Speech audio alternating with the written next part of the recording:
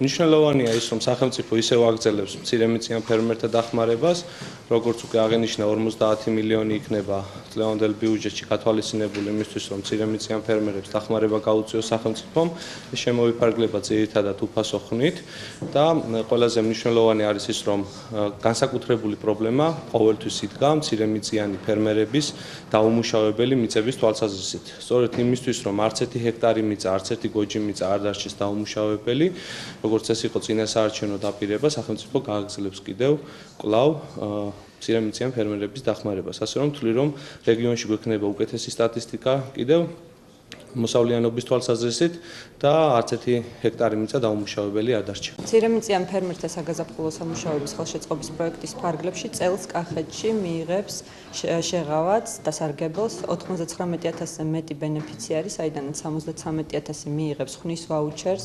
ზოგადად პროექტის ფარგლებში 800,000 ბენეფიციარი მიიღებს საარგებელს ჯამში და პროექტის ბიუჯეტი განისაზღვრება 50 მილიონი ლარით.